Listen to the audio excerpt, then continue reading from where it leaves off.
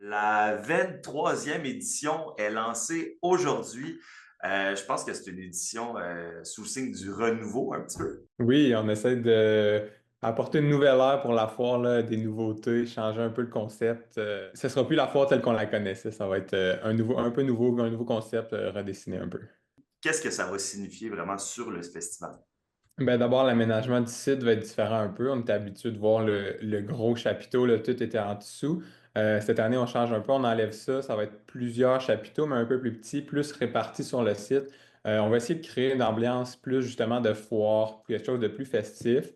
Les kiosques d'exposants aussi vont être différents. Donc, on va avoir trois types de kiosques. Les kiosques classiques là, que les gens sont habitués de voir avec les bouchers. Juste des kiosques aussi pour vendre des produits finis. Puis la grosse nouveauté, ça va être les kiosques de luxe aussi. Donc, les gens vont pouvoir, les exposants en fait, vont pouvoir offrir des menus plus complets avec des vraies portions. Le but, c'était de rappeler un peu les aires de restauration dans les centres d'achat. Donc, c'est un peu ce concept-là qu'on essaye d'amener à la fois. Est-ce que tu penses qu'on va réussir à avoir la même expérience malgré peut-être un budget un petit peu plus restreint? Ben, je pense que oui. Là, notre équipe, on travaille très fort pour essayer d'offrir plusieurs activités, qu'il y ait des choses à faire, que les gens ne s'ennuient pas, qu'ils puissent passer la journée sur le site.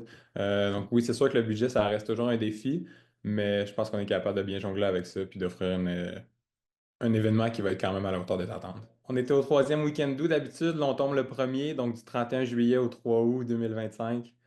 On est un peu plus tôt, fin des vacances de la construction. On espère qu'il va faire beau. On a vu la liste des invités qui sont annoncés aujourd'hui. On a quand même des grosses pointures québécoises là, qui s'en viennent. Oui, on est allé fort avec notre programmation. Ben, déjà, on rajoute un troisième jour de spectacle. Donc, on commence le jeudi soir cette année. Ça va être Noir Silence qui est la tête d'affiche du jeudi qui va commencer les festivités. Samedi, on va avoir les Respectables, un autre gros nom, grand succès québécois. En changeant l'aménagement aussi, on rend la scène extérieure. Donc, elle sera plus sous le chapiteau comme à l'habitude. Ça va nous permettre aussi d'avoir une plus grande capacité, d'accueillir plus de gens. Donc, on espère qu'ils vont être au rendez-vous, qu'on va pouvoir remplir le site. Ben, on a une autre petite nouveauté, un concours barbecue qu'on fait. Ça existait déjà avant la pandémie, donc on voulait ramener cette idée-là. Donc, ça va être un concours, 12 participants vont pouvoir s'inscrire. Pensez que vous faites le meilleur hamburger, ben, venez nous le montrer.